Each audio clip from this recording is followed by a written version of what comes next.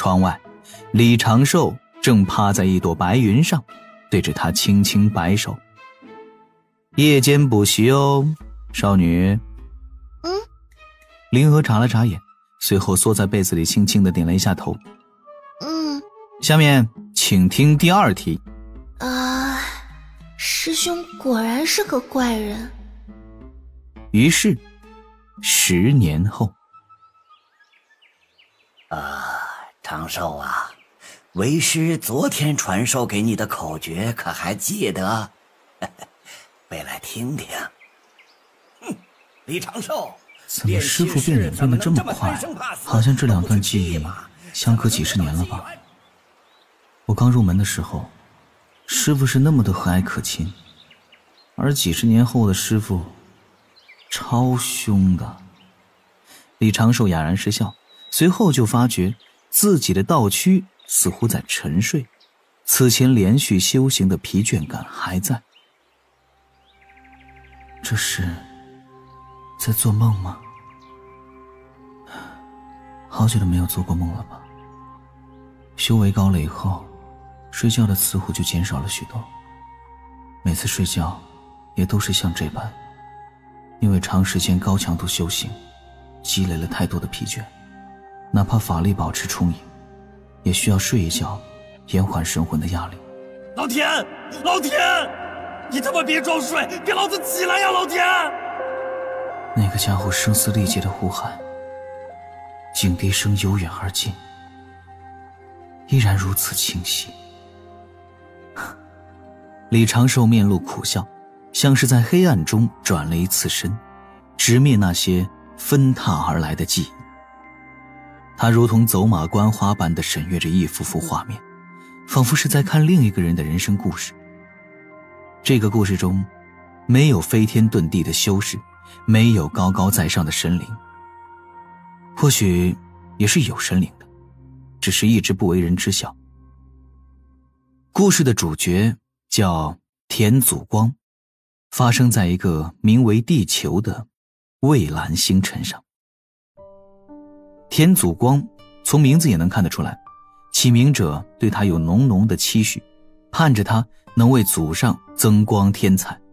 他也努力了，28岁前过得一帆风顺，但28岁时突然被查出了不治之症。生命的最后一刻，他躺在轮椅上轻轻呼了口气，感觉到了最后一点力气在被抽离自己的身体，意识像是要跌入无尽的深渊。他心底突然有了浓浓的不甘，就宛若是生命之火最后的那一扑腾。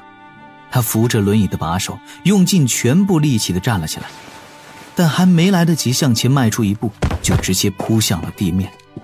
所以就有了这一句来自于上辈子最铁哥们儿的呼喊。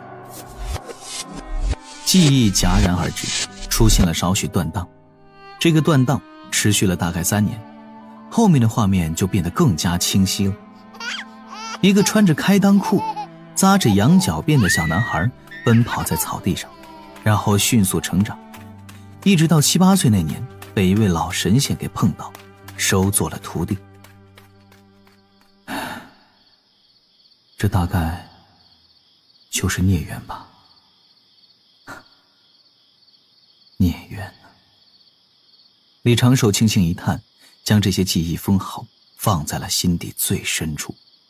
不管如何，这些都是自己最珍视的东西，虽然在被岁月慢慢的磨去痕迹。不可懈怠，不可松懈，自己周围的环境并不如看起来这么安稳。李长寿念及于此，就在黑暗中转过身来，感受着自己已经渐渐没了疲倦的身体。灵石铺展在自己身周，也没有发现什么异常，一时间也不愿意醒过来。许久未见的惰性出现了吧？虽然能够再活一世挺好的，也很感谢那个为我开了后门的那个不知道是不是真正存在的大神。但是能不能给我整一个现代的生活啊？就算现代回不去，那搞个盛唐强明这种时期的古代也行啊。我还能够安安稳稳的混混日子，开开心心度过一生，顺便三妻四妾什么的。哎呀，这一下就给我发配到一个修仙世界，还是修仙世界当中最冷酷、最无情、最无理取闹的上古洪荒。拜师之后的15年，通过渡仙门内的典籍以及自己师父讲述的各种见闻小故事，李长寿总算是弄明白了自己所处的大环境。也就是那天开始，他点亮了自闭案件的绿色按钮。没错，他来到了后世所说的上古神话故事传说中的洪荒，降生在洪荒2次大劫之中的一个小时代。朝着洪荒历史轨迹的前路眺望，巫妖大战的影响还在持续。人族虽然大兴，但妖族余孽的势力还是相当的强横，且有人族圣母6圣之一的女娲作保，妖族赖在5部洲各处交界，做着中兴的美梦，跟人族炼气士连年战火。6位圣人早已经归位，且彼此算计，为了一丁点面皮就能够让无数生灵死来死去。西方教的2位大佬接引和准提实际控制了灵脉贫瘠的西牛贺州，到处宣扬自己西方教的教义，不断地挖道门的墙角。道门3教人阐劫早已兴起，阐教12金仙刚刚名声大作，成为了最近几千年炼气士们的讨论热点。截教万仙来朝的气势也已经摆了出来，各路出身的强人在通天教主的座下聚合，跟阐教这边天天吵来吵去，但好在还没真的摩擦起电。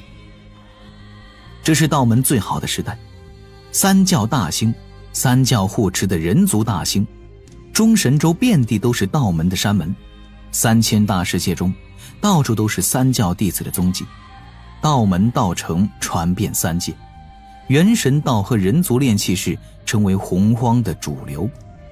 这也是普通炼气士最坏的时代，上升通道的竞争异常的激烈。天庭刚成立没有多久，完全是看3教仙人们的脸色行事。5部洲3000世界根本就没什么秩序，炼气士想要成长起来，全凭自己的拼搏与运气，运气还占了极大的比重。李长寿唯一觉得庆幸的是，自己的师父虽然不是很强，准确的来说是并不强，但背后好歹还有点人教的背景。虽然李长寿严重怀疑渡仙门真正的开山祖师或许就只是渡厄真人的1-2个记名弟子。关于西昆仑渡厄真人，李长寿唯一能想到的就是这位神仙在封神大战中培养了徒弟，成了哼哈2将中的哼将，其他的也就是一些不着边际的传闻。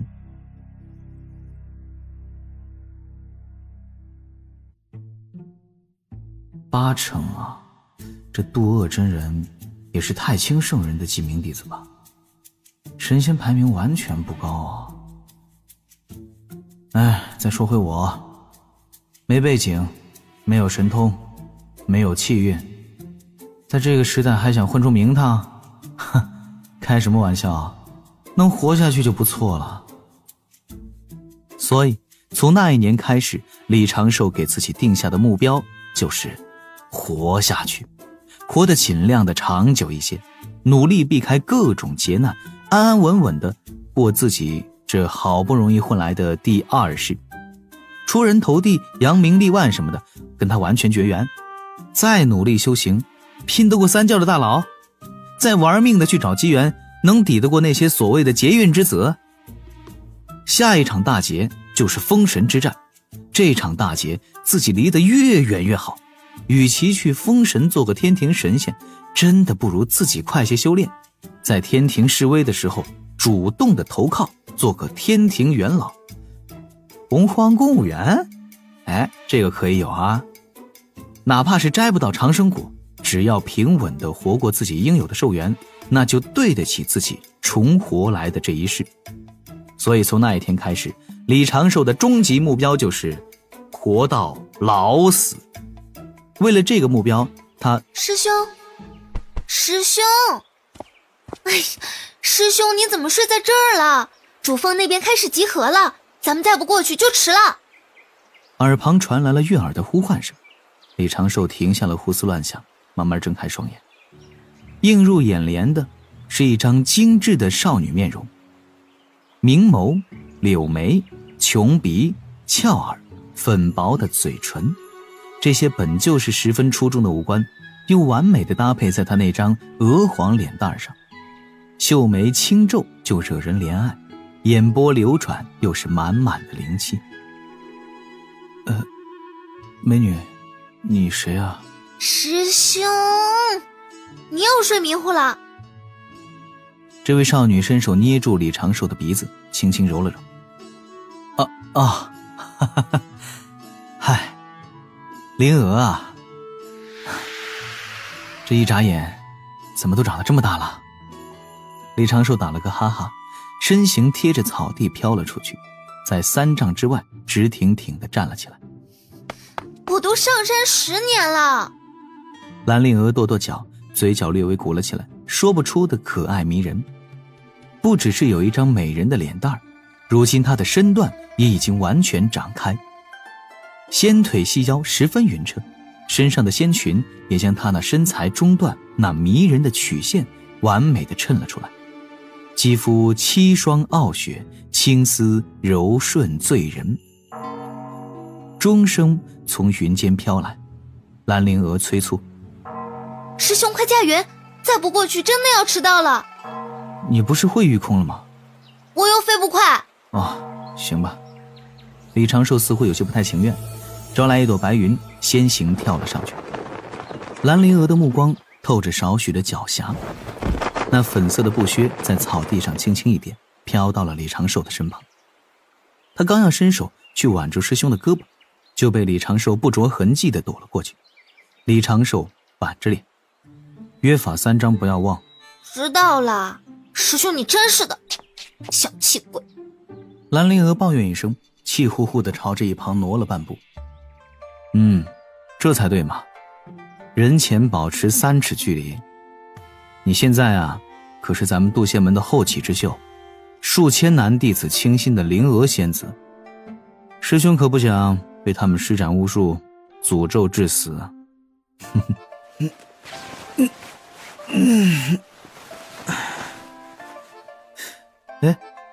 师父他老人家一直在闭关吗？师父在静心闭关，随时有可能会冲击成仙天劫，说不定我们这次出去回来，师父已经是仙人喽。蓝灵娥轻笑了一声，大眼之中带着少许期待，随后又对自己师兄发了会儿愣，脸蛋儿挂上少许微红，抿了抿嘴唇。本来门内这种组织弟子外出试炼的事儿，师兄你一次都没参加过，这次能来是因为担心我吗？一只大手突然出现在他面前，随后就是李长寿那张麻木不仁的面容，以及语速轻快吐字清晰的连环回答：不是，请容我拒绝，你是一个好姑娘，我一直把你当作亲妹妹看待。哼，我也没说什么，烦死了，不理你了。蓝灵娥额头挂满了黑线，嘴角都鼓成小肉包了，甩头给了自己师兄一个气愤难平的背影，小拳头攥了又攥。李长寿安然一笑，眺望着天边的白云，算计着自己和师妹进入集合地的时间和角度。不过算计也是白算计，有一个光彩夺目的师妹在身边，想要降低存在感真是越来越难了。李长寿带着灵娥落在百凡殿前时，这里已经聚集了数百道身影。远远看去，一位位身着道袍长裙的年轻男女在此地谈笑风生，罕见有什么歪瓜裂枣的长相。此地女练气士的数量并不比男人少，她们大多面容娇美，身段窈窕，可谓春兰秋菊，各具千秋。但总有几位格外出众的，犹如鹤立鸡群，恰似繁星与明月。就比如李长寿身旁的兰陵娥。那不是小雄风的灵娥吗？真是出落得越来越漂亮了，据说资质也十分不错，入门10年已经炼气8阶，眼看就要冲入化神境。哎呀，听说都有太上长老有意想收他入门，我等却是没有这般福缘了。他身边那个人是窃窃私语声落在李长寿的耳中，他恍若未觉，嘴边带着和煦的微笑，也不四处打量，带着兰陵娥先去殿内报道，随后就去了一处没人的角落等候着。钟声响个不停，越来越多的年轻炼气士从各峰飞来。今日是渡仙门每5年组织一次的弟子外出历练大会，意在让弟子们外出见见世面，增进修道感悟。这种活动每个门内正式弟子都可以随意报名参加，且有多达12个目的地可以选择，照顾到了不同修炼阶段的弟子。渡仙门大规模招纳弟子的周期是200年，也就是以200年为一代。这一代弟子中修行进度最快的，据说已经达到了反虚境第6阶，追上了许多修行1000年却资质平庸的门内老人。